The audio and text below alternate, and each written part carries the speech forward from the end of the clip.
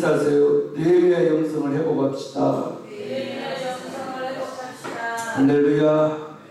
찬송 한 장 드리고 말씀 전하겠습니다.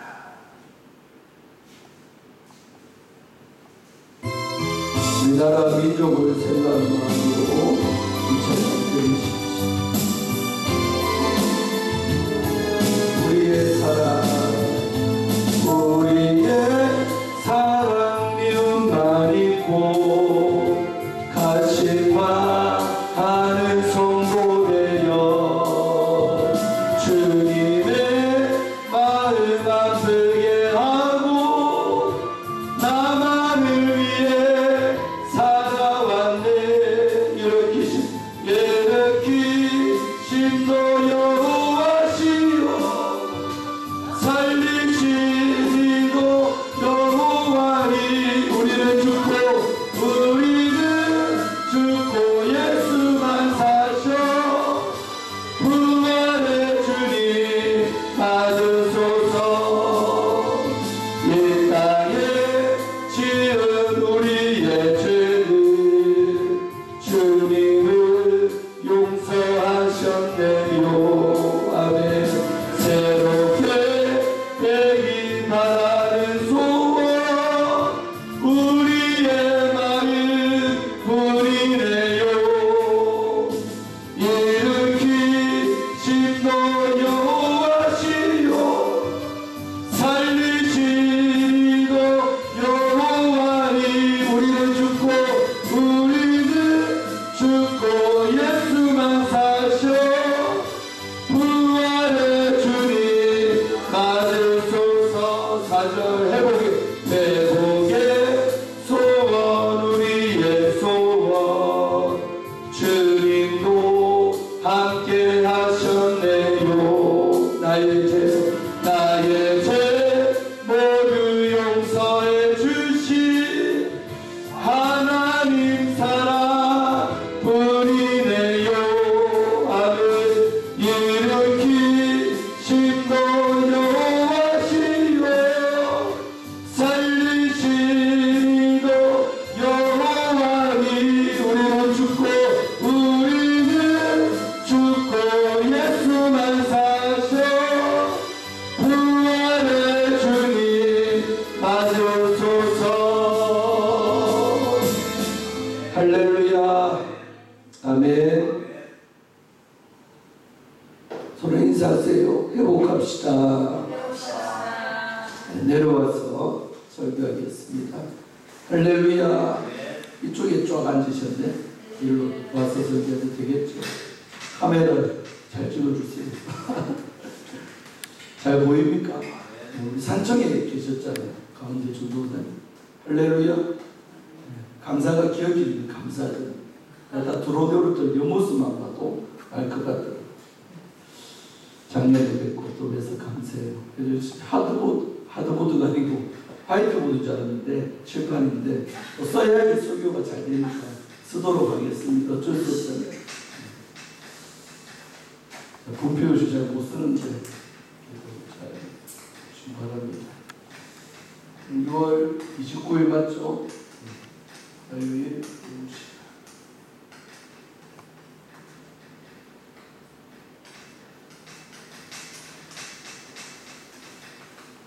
휴지 좀 있으세요?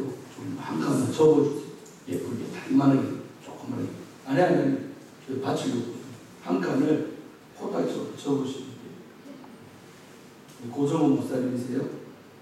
사진하고 완전 똑같았어요. 강사하고 사진하고 다른 데가 하도 많아가지고 목사님은 실물이 훨씬 좋아요. 할렐루야. 마이키아 봐서 한 칸이면 충분히 따그락거리니까 쓸 때 하나만 더 만들어주세요. 저쪽에. 우리 앞에는 김그레이스 목사님 맞아요? 똑같이 생기셨어요. 여기는 실물과 거의 다 흡사하시네요. 딴 데는 또 강사들 얼굴이 달라가지고 파악을 하는데 우리 대표자님도 똑같고 김 목사님도 얼굴이 똑같고 다들 얼마 전에 찍은 사진들 같아요.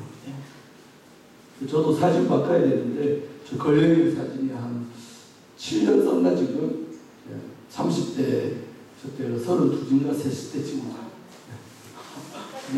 이제 40줄 됐어요. 이제 할렐루야. 워낙 일찍 우리는 붕해해가지고 그렇습니다. 설교 시간 50분밖에 안 된다고 들었어요. 그래서 제가 말을 할 수 없고 이렇게 최대 한 대까지 하도록 하겠습니다. 잘 쓰시네요, 의외로. 자, 따라합시다. 느헤미야의 영성을 회복하자.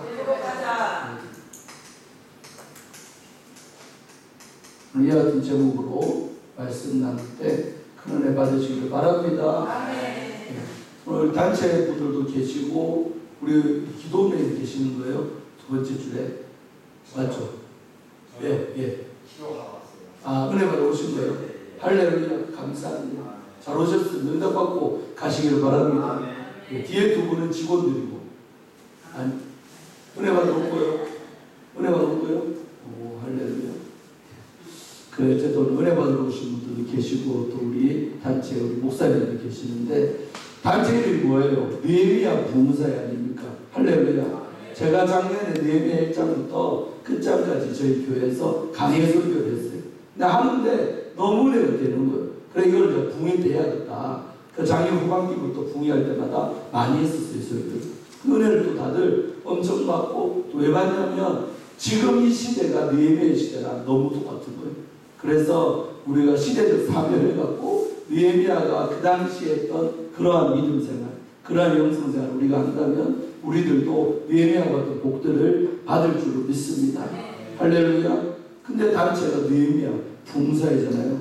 목사님 미리 또 그 설교 제목하고 달라고 하시길래 제가 사실은 오는 날까지 응답받고 와야 되는데 그때 달라고 해서 단체가 느헤미야니까 저 느헤미야 어떤 사람인지 알고 또 그 이름을 써야 될 거 아니에요. 할렐루야. 그래서 그런 은혜가 있으시기를 축원합니다. 이름 너무 잘 지으셨어요. 대표자님이 받으신 거요? 예, 부흥사 이름도 잘 지어야 돼요. 느헤미야 너무 좋잖아요. 맞죠? 성경 인물을 단체도 많이 넣었지만은 이 느헤미야의 영성이 우리에게 있으시기를 축원드립니다. 서로 인사하세요. 느헤미야가 됩시다. 김혜미야. 고혜미야. 이분들이 성을 몰라서 뭐라고 모르겠는데 하여튼 이 시대의 고혜미야 또 김혜미야 되시기를 축원합니다. 자, 성경 역사 잠깐만 보면요. 이스라엘 역사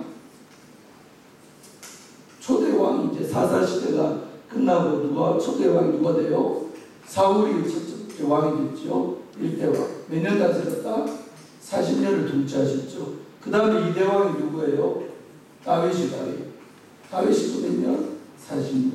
그리고 셋째 누가? 솔로몬이 등장하죠. 다윗의 아들 솔로몬. 그리고 4대 왕 때부터 나라가 어떻게 됩니까? 갈라지죠. 솔로몬 왕까지는 주님이 솔로몬도 사실 처음엔 잘했지만 뒤로 갈수록 못하는 왕이 됐죠. 이 많은 또 정략적인 결혼을 하면서 하나님이 싫어하는 우상들이 예루살렘에 다 들어오게 만든 게 바로 솔로몬입니다. 그러나 다윗과 맺은 하나님 뭐가 있다? 언약이 있기 때문에 그 자식을 안 건드는 거예요. 우리는 것도 영적으로 볼 때도 부모가 언약을 받고 하나님께 충성하며 자식들 때로는 주님이 어긋난 행동들과 거시기한 것들이 있어도 주님이 그 자식까지 봐주는 데들이 있어요. 할렐루야. 근데 그 자식이 봐주는 줄도 모르고 까부면요. 그 다음 때 가서는 반드시 문제가 생겨요. 그래서 솔로몬이 잘해서 이때 나라가 두동강 난 게 아니고 다윗과 맺은 하나님의 언약 때문에 솔로몬에게 뭘 주신 거예요? 기회를 주고 은혜를 베풀어 주셨죠. 그러나 끝까지 솔로몬은 뒤로 갈수록 못난 왕이 되어버린 거죠. 그래서 이제 4대 왕 누구 때? 르호보암이 들어보셨죠? 르호보암 왕 때 드디어 반란이 일어나죠. 어떤 왕이 등장합니까? 여로보암. 그래서 여로보암이 11지파 데리고 나라를 그냥 가져가고요. 그리고 르호보암은 어떤 지파? 제일 강력하고 큰 지파지만 헤브론을 기호로 받은 유다 지파만 남게 되는 거죠. 그래서 나라 이름을 뭐라고 하는 거예요? 남유다라고 하고 나머지 모두 이스라엘 다 뭉친 거죠. 이쪽을 북쪽에 떼서 북이스라엘. 들어보셨죠? 이게 이스라엘 역사인 거예요. 그래서 이 양쪽 또 여로보암이 북이스라엘이 뭐가 돼요? 1대 왕이 되고 이제 쭉쭉쭉 내려가는 거죠. 2대 3대 쭉 내려가는 거죠. 내려가는 거. 남유다도 이제 이게 보니까 원래 이 뿌리니까 5대 왕부터 이렇게 쭉 가는 거죠. 근데 여러분 알다시피 어떤 나라가 먼저 망합니까? 어디가 먼저 망해요? 북쪽이 먼저 망하잖아요. 할렐루야. 어느 나라에 의해서? 아수르. BC 722년에 어떤 나라? 아수르. 아시리아. 아수르. 들어보셨죠? 이때 나라가 망해요. 왜 빨리 망했을까요? 남쪽 왕들에 비해서 하나님의 교회하는 왕들이 적었단 말이에요. 몇 명 안 돼요. 2명 정도. 그러니까 망할 수밖에 더 빨리 망하게 되는 거죠. 이 나라가. 네, 하나님 기뻐하지 않으면 망합니다. 서로 인사하세요. 그하는 자가 됩시다. 망할 짓 하지 맙시다 해봐요. 네, 망할 짓 하면 안 돼요. 빨리 망해요. 이 땅에서도 마찬가지로 사업이나 모든 것들이 망하는 이유도 하나님 기뻐하는 삶을 살면 하나님이 지켜주고 보호하시고 형통케 하는 주십니다. 할렐루야. 근데 망할 짓을 하니까 일찍 망하는 거죠. 근데 남들도 결국 망했죠. 언제? BC 586년 어떤 나라에 의해서? 바벨론. 이 바벨론은 정확하게 말하면 구바벨론이 아니고 신바벨론이라 하죠. 그 신바벨론의 첫 번째 왕이 누구예요? 느부갓네살. 이름이 뭐요? 느부갓네살. 4살짜리밖에 안 된 게 나라를 쫓아가네요. 꼴짝 감 4살밖에 안 됐죠. 감 4살 때 느부갓네살 왕이 웃자박이 소리가 어디서 김정민 목사가 느부갓네살 왕이 4살이라고 말한 게 아닙니다. 할렐루야. 웃을 때 좀 웃어야 돼요. 할렐루야.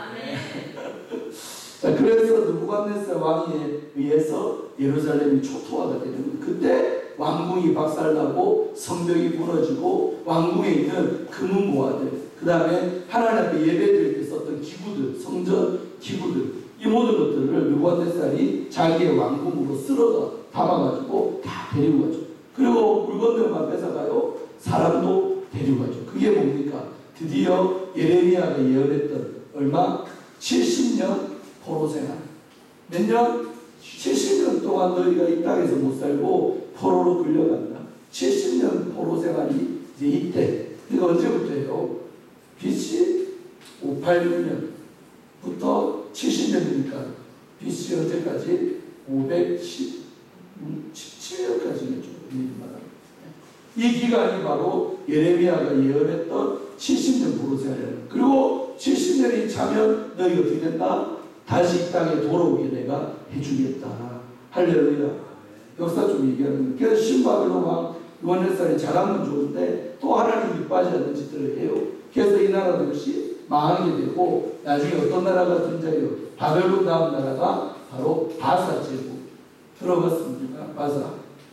바로 퍼시아, 영어로 페르시아 제국이 들어서는데 바사 제국의 첫 번째 왕이 누구예요? 고레스죠. 고레스. 그래서 고레스 왕이 딱 등장하자 이사야 40절 보면 고레스 왕을 하나님이 기뻐하는 거예요. 내가 기름 부은 왕이다. 할렐루야. 그래서 이 왕의 입술을 통해 감동 주셔서 너희들은 고국으로 돌아가라. 이게 고레스 왕의 칙령이 되는 거예요.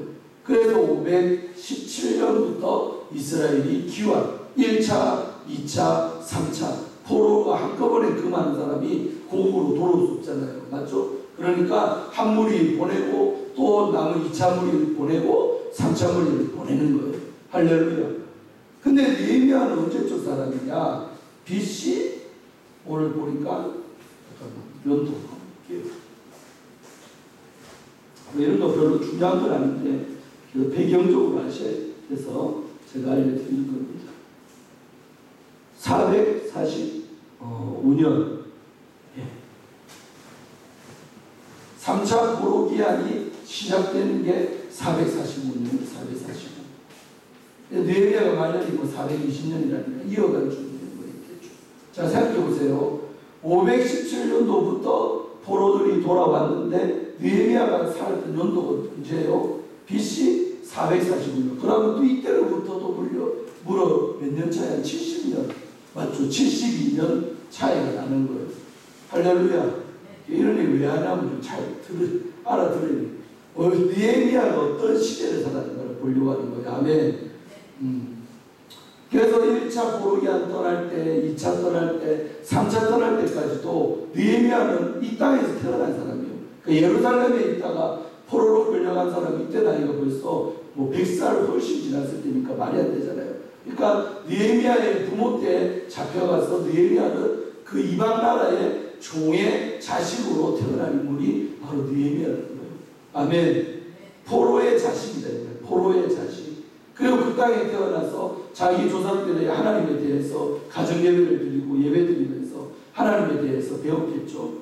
그래서 부모님의 믿음이 중요한 거예요. 부모가 예수님을 믿는 모습을 자식들에게 보여주고 하나님이 어떤 모습인가를 어떤 분이신가를 알려줄 때 자식이 또 그런 하나님을 믿게 되는 거죠. 아멘. 그러니까 예루살렘이 초토화되는 모습은 느헤미야는 못 봤어요. 사실 성전이 불타고 성벽이 무너지는 그 장면은 느헤미야는 그때 태어나지도 않은 사람이니까 본 적이 없어. 근데 누구한테 들어서? 부모로부터 들었다는 거죠. 아멘. 하가랴의 아들 느헤미야의 말이다. 부모 이름이 뭡니까? 하가랴. 우리나라도 생각하면 돼요. 부모 이름이 하시니까 자식이 왜 늦으냐, 주워온 자식이냐, 그런 게 아니라 바로 하가랴의 아들이 느헤미야인데 하가랴가 잡혀온 거죠. 근데 하가랴가 이 잡혀온 포로의 땅에서 결혼해서 자식을 낳았는데 그 자녀가 바로 이 느헤미야라는 것입니다. 아멘. 이 사람의 믿음은 뭐요? 자기가 그 예루살렘 성전이 무너지고 성벽이 무너지는 장면을 못 봤지만 부모로부터 하나님이 어떤 분인지도 알고 하나님의 집을 얼마나 귀하게 여기지도 아는데 느헤미야는 걸 들어서 하는 건데 이제 오늘 본문으로 들어가 보면 이 하나님에 대한 마음들이 느헤미야가 얼마나 예뻤는가를 보시기를 축원합니다. 아멘. 그래서 이제 좀 지어야겠는데 이제 쓸데가 없어요. 하여튼 내 이스라엘 역사가 이런 거 머릿속에 잘 넣고 대체 오랜만에 집 갔으니까 좋기도 하고 옛날 생각이 많이 나요. 요새는 가는데 오늘 하이트 못했으니까. 자, 그래서 느헤미야라는 죄송한 목이 많이 쉬어서 느헤미야의 첫 번째 신분이 뭡니까? 포로입니다. 포로의 자식.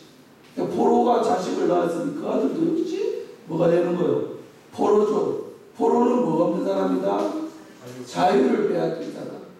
와, 깜빡 가봤습니까? 자유 뺏기면 여러분 자유교육 받잖아요. 맞죠? 내 말로 대한민국 어딘지 갈 수 있는 것만으로도 행복한 거예요. 근데 포로 자식이기 때문에 이방 땅에 끌려와서 자기의 자유를 빼앗긴 사람이 바로 느헤미야라는 사람이 느헤미야. 딱 나라에서 지정한 곳에 살아야 되는 느헤미야에게 그곳이 어디였다? 수산궁이라는 아닥사스다 왕이 겨울만 되면 찾아가는 궁전. 겨울 궁전, 본 궁전이 아니고 봉궁전이 있는데 거기에 추워지잖아요. 그러면 따뜻한 수산궁으로 가는 거예요. 이 아닥사스다. 이는 성이 같네. 아닥사스다. 발음자는 아닥사이다가 아니고 사스다이. 아버지 이름이 누구냐면 우리가 에스더 왕의 남편이었던 아수에로. 근데 이 아버지가요 나라 전체를 너무 잘하고 강대국을 만들었네. 페르시아를. 그래서 나라가 몇 도냐? 127도랍니다. 우리나라는 몇 도예요 지금? 8도. 8도 정도 충나무를 공주시 반품면 이 앞에 이게 많이 다녔어요. 여기 아는데 집회 다닌다고 많이 다녔는데 오늘도 너무 좋았어요. 잘 다닌 길이라 조금만 들어오니까. 근데 우리나라 8도도 넓어 보이잖아요. 근데 이 나라는 몇 도다? 127도래 말이에요. 놀라지도 않네. 127도는 광대한 제국입니다. 근데 그 많은 제국에 이 포로들이 흩어져서 사는 거예요. 한 군데 모아놓으면 폭동이 일어나. 그러니까 여기 한 무리, 또 저 도에 한 무리.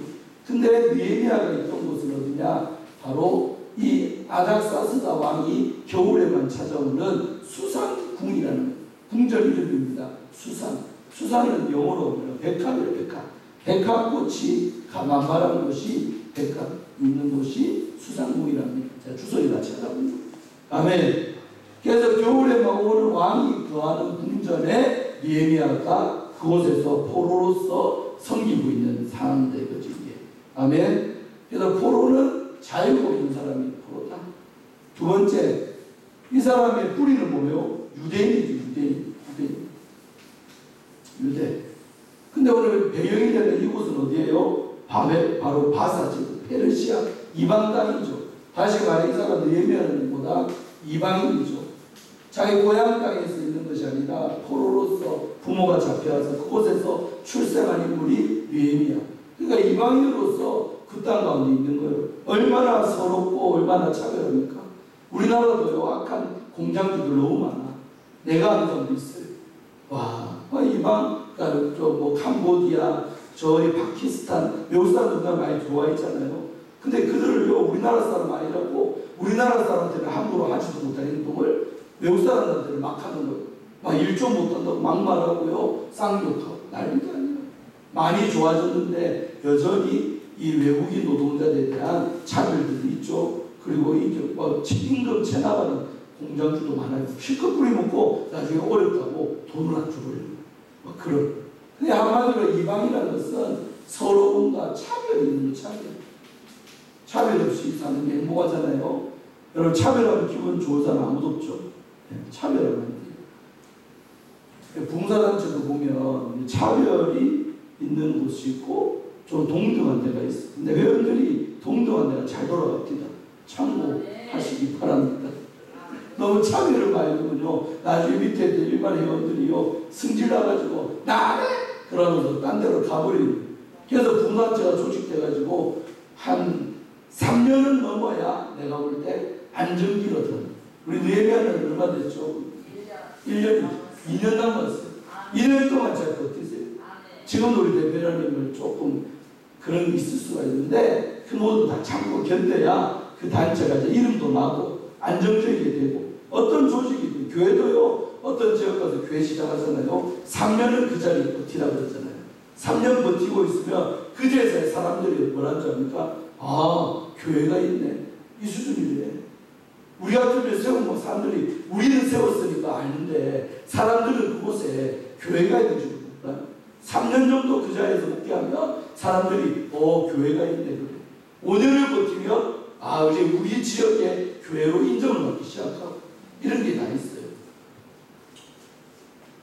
그래서 봉사단체도 보면 잘 되는 데도 있고 또 했다가 금방 없어져 버리는 단체도 있는데 우리 느헤미야는 잘 될 것 같아요. 이름이 느헤미야 아닙니까? 느헤미야. 발음을 잘해야 돼요. 어떤 전도사님이, 젊은 전도사님이 늙은 엄마한테 그래요. 엄마, 난 느헤미야 읽고 은혜 엄청 받아버렸네. 그래 갑자기, 야, 너는 왜 그래 싸가지가 없냐? 그래 따라들. 왜? 내가 왜 싸가지고 느헤미야 읽고 은혜 받았다는 게요?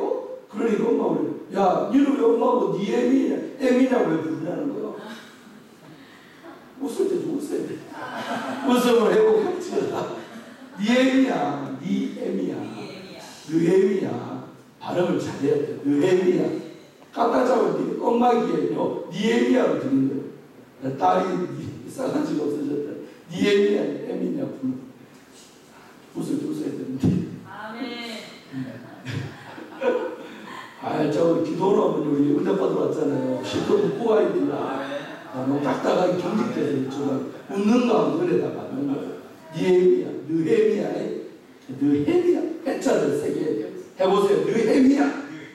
말하면 느헤미야를 부르는 거예요. 느헤미야.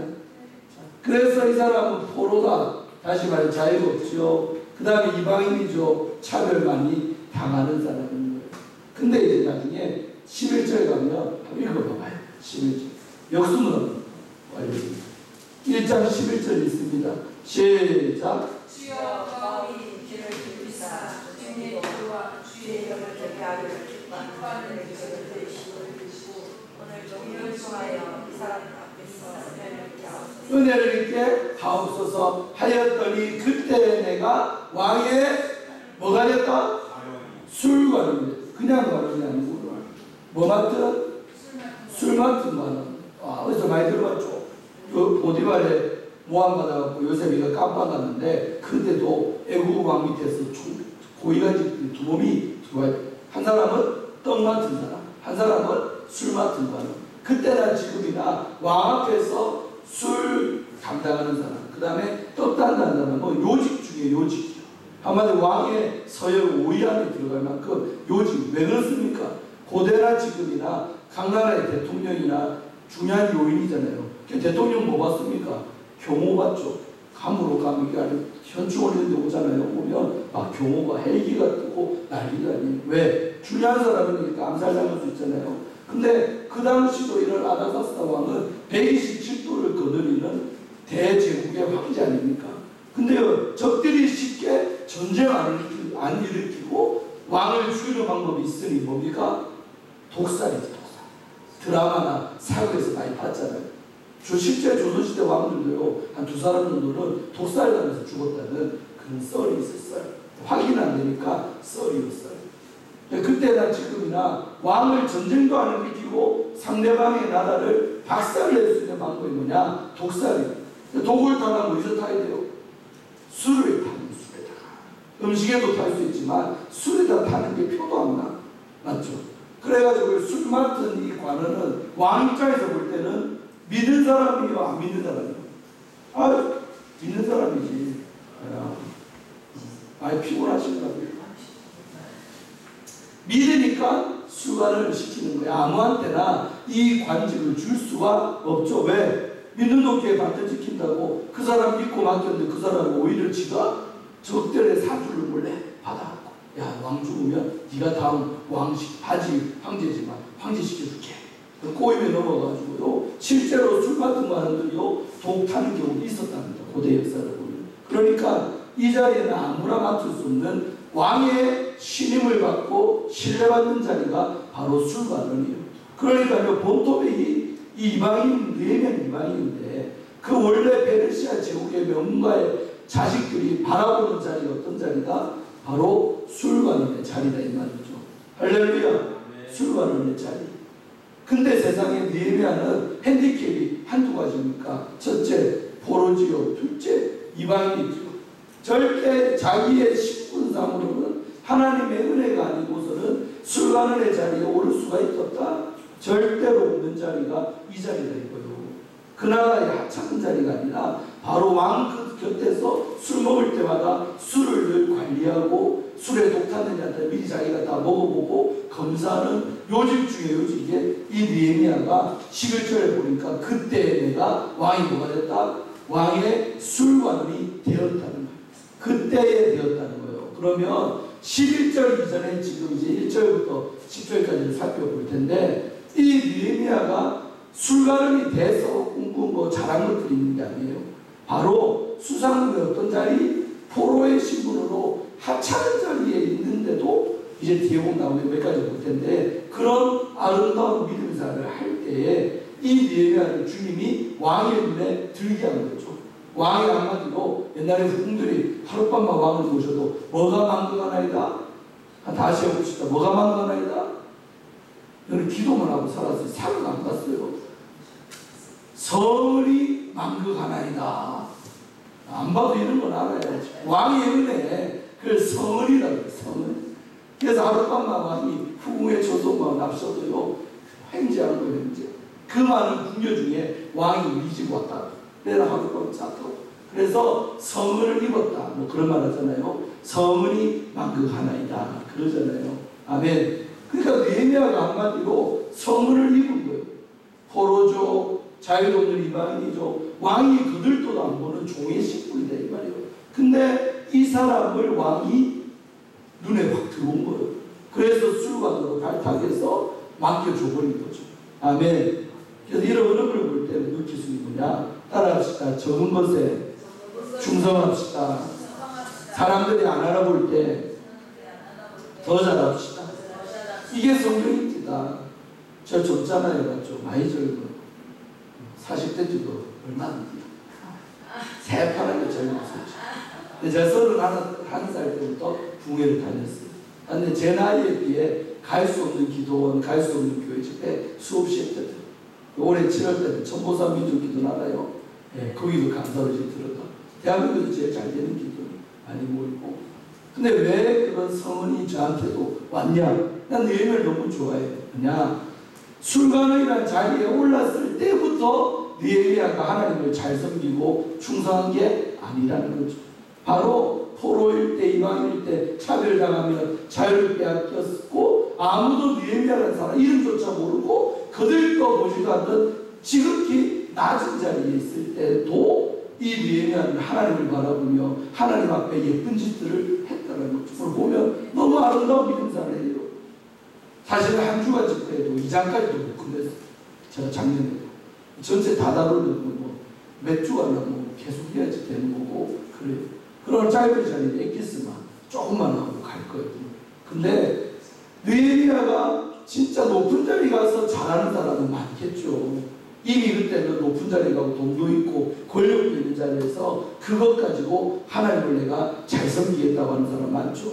그리고 성도들 상당히 그러잖아요. 목사님, 내가 앞으로 잘 되면 목사님한테 어떻게 하겠습니까? 내가 잘 되면 내가 우리 교회 섬기는 교회에다가 뭣도 하고 막 헌신을 다짐하는 소리 목회하면서 고목사님들 많이 들어봤을 거예요. 맞죠?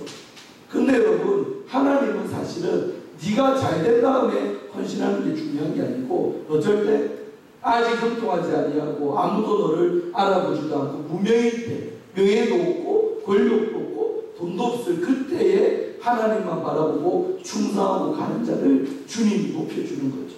아멘. 높아진 결과가 술관원이죠. 술관원이 됐을 그때부터 느헤미야는 하나님을 잘 섬긴 게 결코 아니라는 사실입니다. 아멘. 그래서 우리가 적은 집회, 적은 물이 모였을 때 부흥사는로 이때 더 잘해야 되는 사실이죠. 이해됩니까? 배부른 강사도 만나봐요. 적게 모였어. 적게 모였는데 타박하고 뭐가 어쩌네 저쩌네 말이 많아. 조심을 잃었을 거예요. 처음 붕에 나갈 때 그분들도 그런 마음 들었을까? 두세 사람만 있어도 할렐루야하고 한 명만 앉아있어도 아마 불을 막 토하면서 그런 집회를 했을 거예요. 근데 어느새 이제 캐리어가 붙고 유명해지고 목회가 되고 막 붕회가 잘 되고 불러줄 때가 많고, 그러면 영적으로 배부른 거예요.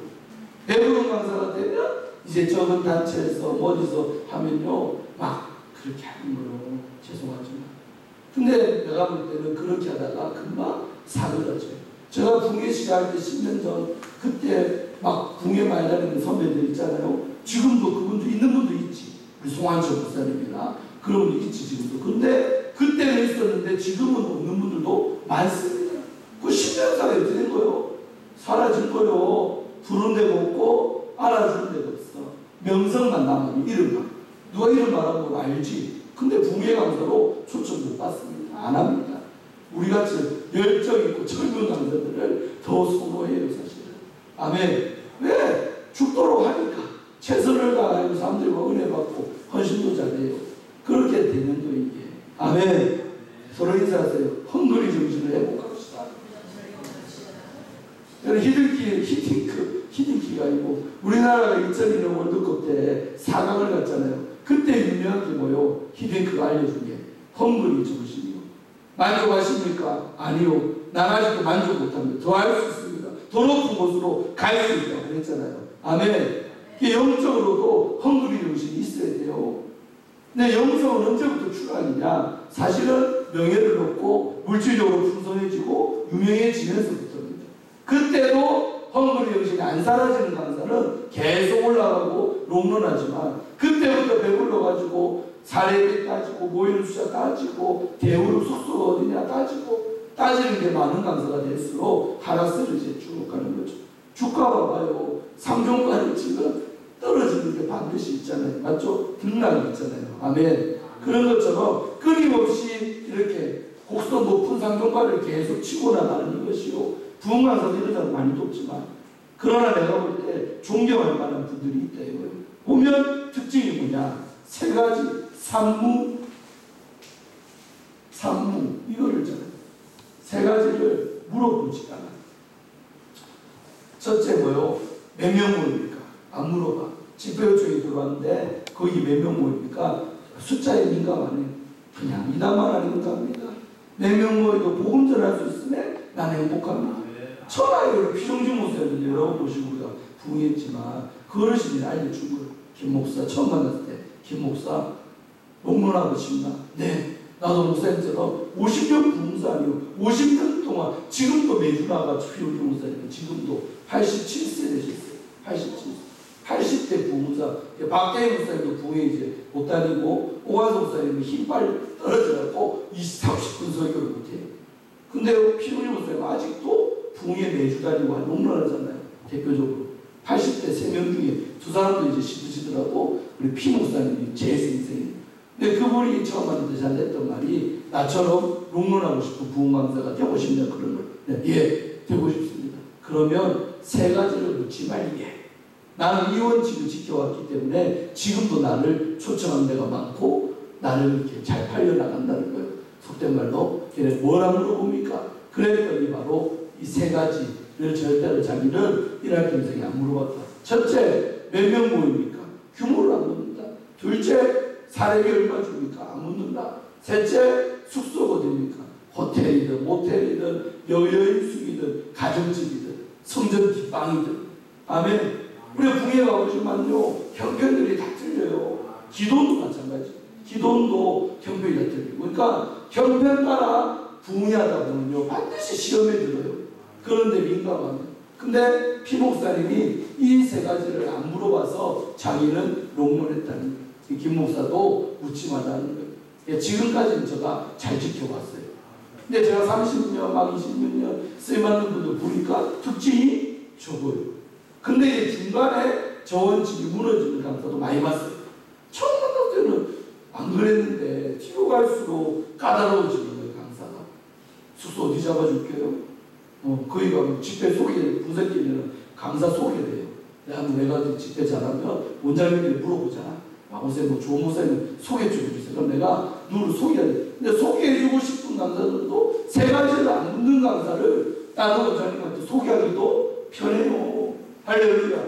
여러분 같은 입장 바꿔서 까다로운 강사 남한테 까다로운 사람 소개하기 쉬워요. 우리 어르신 어때요? 어렵죠. 무난한 사람이 소개하기도 좋은 거예요. 이 사람 소개해도 별 탈 없겠다, 괜찮겠다, 이런 사람.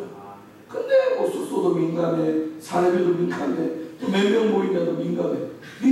까다로우니까 이 강사는 어디다 소개하기도 어려워.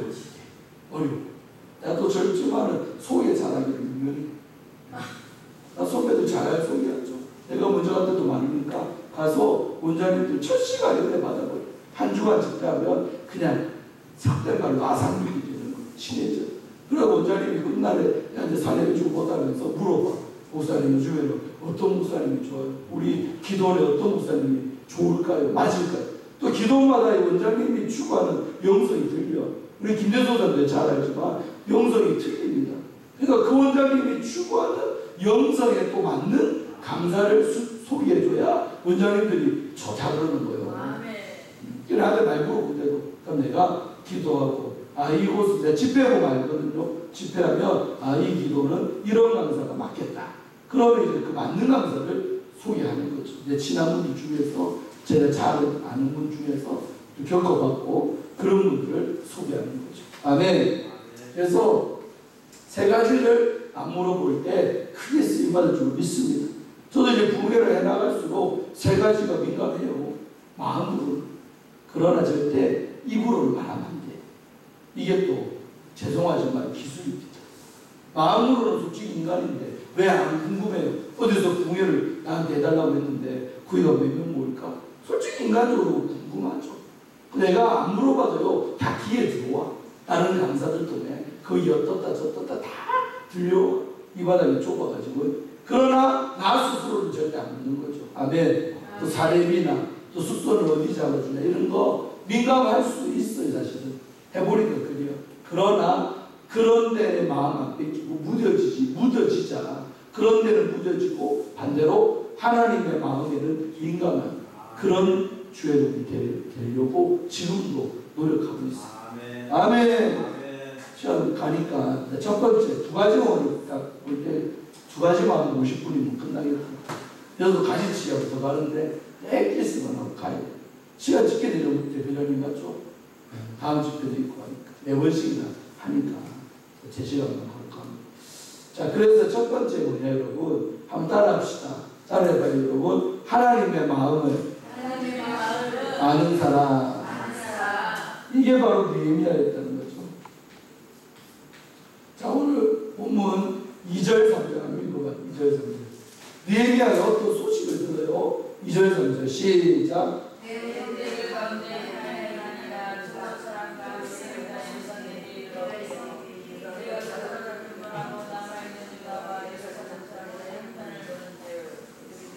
삼절까지 사로잡힘을 말하고 남아있는 자들이 그 지방 거기에서 큰 환난을 당하고 눈이 올라가며 예루살렘 성은 무너지고 성도들은 탈탄다. 아멘. 자 보세요. 느헤미야가요 지금 이 위치가 뭐냐면 다시 말하지만 아직 수가론이 아니에요. 지극히 천하디 천한 왕궁에서도 빨래도 허들이나 다 필요하잖아요. 종들을 시켰대요. 그런 일이 나는 느헤미야의 귀에 어떤 소식을 듣습니까? 자기의 친형제, 느헤미야 8장 보장 가면 예루살렘 총독을 이 하나니를 시킵니다. 그래서 하나니를 통해 하나니와 두 형제들이 예루살렘에 갔다 온 거예요. 자기 고향. 그리고 궁금하죠. 느헤미야도 지금 예루살렘의 상황이 어떤가. 근데 그들이 물고 온 소식은 좋은 소식이요, 나쁜 소식이요? 나쁜 소식이지. 성문이 불타고 성벽이 무너지고 그리고 그 자기의 백성들 이스라엘 사람들이 그곳에서 큰 환난을 당했다. 큰 능력을 받았다. 아멘. 이런 소식을 느헤미야가 접하게 되는 거예요. 왕궁에서. 아멘. 이랬을 때 느헤미야가 4절에 보면 하늘 하나님 앞에 금식하고 회개하고 난리도 아니요. 여러분 생각해요. 느헤미야가 이런 기도 이런 마음을 할 수 있었던 배경이 뭡니까? 바로 하나님의 마음을 알고 있었기 때문에 그 소식을 들을 때 아픈 거예요.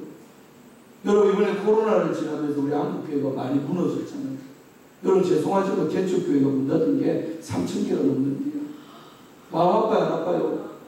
피눈물 나는 거예요. 근데 어떤 종들은 또 어떤 성도들은 이런 소식을 들어도 마음에 아무런 감동도 없고 아픔도 없어요. 문 닫은데 어쩌라고. 여러분 교회가 무슨 구멍가게입니까? 교회 하나 문 닫는 것이요 하나님 입장에서 볼 때는 너무나도 가슴 아픈 일인데 한 개, 두 개 교회가 아니고 수천 개의 교회가 코로나 때 여러분 나 일반 세상 자영업자들 나라에서 돈도 다 주는데 교회가 돈 주는 거 봤어요? 안 주잖아요. 안 줘요. 개인한테 줄지 몰라도 그 교회가 뭐 이번에 코로나 때문에 성도가 없고 그런 교회들 도와줍니까? 안 도와주죠. 그래서 이번 코로나 때 정말 큰 교회도 많이 어려워졌어요. 사실 재정이 막 팍팍 줄고 빚을만 빚내갖고 교회 지었는데 못 갚으니까 막 어렵죠. 근데 개척교회는 월세 내잖아요. 아직 자기교회를 자가교회가 아니면 월세 내는데 월세 낼 돈도 없는 거예요. 성도들도 교회 안 오죠. 예배도 못 드리게 하지 아예. 맞죠? 그러니까 사람이 희한한 게 몸은 예배드리도 안 하고 헌금이라도 날려면 얼마나 하려면 그렇게 하는 성도도 있겠죠. 근데 희한한 거는 현장 예배를 통해 은혜를 받아야 11조도 되고 감사도 되는 성도가 많아요. 근데 현장 와서 목사님 얼굴도 안 보여줘요. 유튜브로 하고 유튜브도 솔직히 되는 교회가 있지만 유튜브 찍을 줄도 모르고 할 줄도 모르는 목사님들은 못하는 거예요. 개척교회 뭐 10명이만 데리고 목회하는데 그 유튜브 찍어갖고 그 매주 송출해줘갖고 교회는 못 오는데 잘 처소해서 그걸 보고 보내받는 게 쉬운 게 아니잖아요. 맞죠?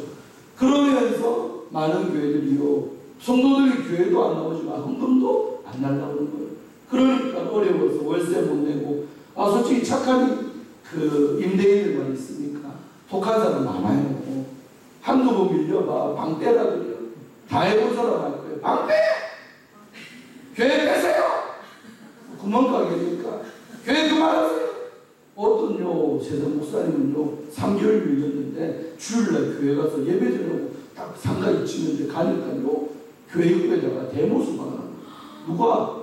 건물주가 그러고 딱 쏘고 지났어. 밀리는 대로 값 주시기 전에는 교회 문 못 엽니다. 임 건물주 빼. 그런 교회 그 꼴 당한 목사가 주일날 제일 먼저 가겠죠. 가가지고 예배 준비하려고 갔는데 대모식 교회 입구에 박혀있다 봐봐요. 얼마나 가슴 아픈 일이에요. 안 믿는 불신자들은 교회가 뭐 교회나 저거는 월세만 받으면 되지. 그것이 교회든 법당이든 일반 뭐든 아무 상관없어. 그들의 시각은 교회를 귀하게 여겨요. 값어치 없게 여겨요. 값어치 없어요. 우리만 교회가 귀한 거예요. 그들의 눈에는 교회는요 없어져도 아무 상관없고, 교회가 돈 잘 낼 때는 교회 대우를 해줘. 그러나 돈 못 낼 때는요 교회라고 봐주는 법이 없습니다. 다 그런 건 아니겠지만 착한 남 예수 안 믿어도 잘 봐주는 건물주도 있잖아요. 근데 그런 사람도 있는 반면에 그런 독한 사람도 있어요. 몇 달이라도 밀리면요 금방 그 짓을 하고 해가지고 마음 아파. 여러분, 이렇게 하나님의 교회가 문을 닫고 성도들이 예배드릴 공간이 없고, 정말 또 믿음이 있던 사람들도 믿음이 떨어져서 예수를 버려버리고 떠나는 거 볼 때, 정말 정상적인 그리스도인이라면, 다시 말해 하나님의 마음을 아는 종이라면 마음이 찢어지고 아파요. 내 문제가 아니라. 오늘 느헤미야는 1장 4절에 보면 금시가죠, 땅을 치고 베기 옷을 치고 했게 하잖아요. 그것이 자기 형편이 지금 그런 게 아니란 말이에요. 아멘. 자기의 슬픔도 아니요, 바로 내 민족, 내 나라, 또 하나님의 집이 어디 있습니까? 예루살렘이 있죠. 근데 그곳에 성벽이 다 무너지고 불타가는 그 소식을, 복구가 안 되는 그 모습을, 그 소식을 들을 때 내 문제인 것처럼 여기면서 회개하죠, 금식하죠, 슬퍼하죠, 애통해하는 그 마음이 누구의 마음이다? 하나님의 마음인데, 이 마음을 예미한 이미 벌써 자기 처지가 아무리 포로고 이방인이라 할지라도 그 마음을 느끼면서 왕궁에서 지극히 낮은 자기의 일들에 충실했던 사람이 느헤미야였어요. 아멘. 멋지잖아요. 안 멋져요? 오늘날도 이런 종들을 주님은 찾고 있고, 또 주의 종뿐만 아니라 이런 병신도 또 대신해야 돼요. 뭐 하나님의 교회 무너지든 말든, 한국 교회가 어떻게 되든 말든, 나와는 잘 먹고 잘 살면 되고, 내 자식도 문제 없으면 되고, 우리가 저 어렵지 않으면 되고, 지극히 영적으로 개인주의가 판을 치고 있는 그리스도인이 너무 많은 사실이에요. 하나님의 집에 관심이 없고 하나님의 나라에 대한 관심이 없어요. 그런 사람 하나님이 이뻐하시겠어요? 그나마 자기 그 있는 집도 못 지켜요. 죄송하죠. 나라가 있고 교회가 있는 거예요. 나라가 있으면 교회도 착살나고 없어지는 거예요. 그래서 여러분들, 맞아, 우리 한국 교회 조차 우리 처음에 선교사 언도드나 아벤젤러나 와가지고 복음을 전해갖고 처음 시작된 우리 한국 교회는 원래 태생적으로 시작이 뭐였냐? 따라합시다. 애국, 애족 하는 교회. 애국, 사랑을 했자, 나라를 사랑하고 애족, 민족을 사랑하는 교회가 원래 우리 한국 교회예요. 나라가 어찌 돌아가도 교회가 아무 상관없다. 천만의 말씀이에요. 우리가 기미 독립선언서에 서명했던 몇 명 있어요? 33명의 하나님 우리 민족 대표가 있어요. 그 중에서 몇 명? 16명이 목사 장로예요. 종안식 우리가 정치적으로도 종안식이 거물급이지만 산정인교회 장로님이었잖아요. 주유종사로 섬겼던 그 산정인교회 장로가 종안식 선생님. 세상 사람들은 선생, 교회에서는 장로님. 이해됩니까? 그러니까 교회 지도자가 세상 지도자였다. 그 당시에는. 아멘. 그래서 민족 대표 33명 중에 16명이나 다 교회 목사 아니면 장로들이 저기에 서명을 한 것입니다. 아멘. 몇 시까지 끝내야 돼요, 목사님? 1시간 됐어요? 긴장하시면 빨리 끝낼게요. 4시 5분까지 하면 다 되겠어요. 4시까지 할까요? 5분 남았는데요. 그래서 5분 남았어요. 아, 그렇지. 이런 집회 잘 안 해봐서 그렇지. 우리 은혜는 2-3시간도 그냥 혼자 집회하니까 다 이해하고, 은혜 받는 게 중요하지 시간이 중요하겠어요. 그러나 룰을 지켜야 되니까 그렇게 하죠. 자, 하나만 더. 그래서 하나님의 마음을 아는 종들을 지금도 주님을 하는데, 느헤미야의 영성이 뭐냐? 첫째, 하나님의 마음을 아는 게 영성이고, 오늘 이 시대도 이 시대 가운데 하나님이 뭘 원하시나, 또 나는 봉사라면 하나님이 나에게 어떤 집회를 하기를 원하시고 어떤 메시지를 던지기 원하는. 그래서 마태복음 25장에 보면 어떤 종을 주님, 때에 따라 양식을 나누는 종입니다. 양식을 나누는 종에 방점이 있는 말씀이 아닙니다. 때에 따라입니다. 그 때는 언제냐? 시대를 말하고 그거예요.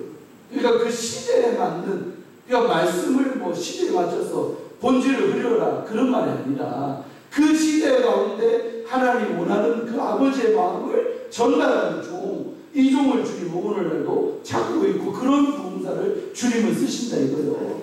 아멘. 시대가 어떤지를 봐야죠. 한국 교회가 어떤 시대 가운데 있는지를 알고 그 시대에 맞는 부흥사, 부흥회 또 그런 부흥단체 되셔야 될 줄로 믿습니다. 느헤미야가 바로 그런 종이었다는 거죠. 그런 종. 아멘. 하나님의 마음을 아는 종. 여쭤보요. 서로 인사합시다. 하나님의 마음을 아는 주의 종이 됩시다. 하나님의 마음을 아는 주의 종이 됩시다. 서로 얼굴 좀 봐야 안 친해요. 친합니다. 하나님의 마음을 아는 이때 한번 손도 잡아주고 서로 격려하시다 이 말이에요. 아멘. 서로를 격려하셔야 돼요. 아멘. 봉사단체도요 잘 되려면 대표장님을 격려하고 대표장님도 힘들어하는 회원이 있으면 격려하고 축복하고 그런 단체가 잘 돼요. 이 단체를 서로 경쟁하고 만약에 뭐 시기질투하면요 대단한 소리가 되지만 시기질투는 교회에서도 문제고 하여튼 시기질투는 많이가 좋아하는 건데 봉사단체도 박살나는 이유가 뭐예요? 그놈의 시기질투요. 누가 찬송도 자기 시간에 했는데 사람들의 반응이 좋고 뭐 그 꼴을 못 봐. 또 내가 설교해도 저런 시집 저 오늘 처음 하는 거예요 목사님. 나 이거 안 해요. 주간집회만 계속 가요. 처음부터 나는요 10년 전에 처음 갈 때도 남양주였던 교회에서 송목사님 소개한 거예요. 해가지고 갔는데 주간집회 잡힌더니 그때부터 지금까지 단체도 해본 적도 없고 없어요. 연합성 해본 적도 없어요. 근데 이번에는 송목사님이 가봐. 김승희 목사님이 좋은 사람이더라고. 겪어봤더니. 그래가지고 큰 마음 먹고 온 거예요 사실. 200km더라고. 1시간 설교. 1시간도 못하잖아. 50분 설교하고. 50분 설교하고 왔잖아요. 이게 바로 뭐예요? 하나님의 마음을 알기 때문에 온 거예요. 기도해보고 김승희 목사님이 어떤 분인지 어떤 마음을 일하는지를 느꼈기 때문에 온 거예요 사실. 아멘. 내가 다른 뭐 목적이 없어요. 뭘 기대하겠습니까? 그런 것이 아니라 하여튼 그래요. 그래서 하나님의 마음을 여러분 알고 부흥단체를 끌고 또 다 해야 돼요. 모든 게 다 이게 적용돼요. 아멘. 그래서 빌립보서 2장 5절 뭐예요? 너희 안에 이 마음을 품으라. 곧 누구의 마음? 그리스도 예수의 마음이니. 예수 마음 알아야 된다는 거죠. 아멘입니까? 그래서 여러분 하나님의 마음을 아는 그런 여러분 되시기를 주의 이름으로 축원합니다.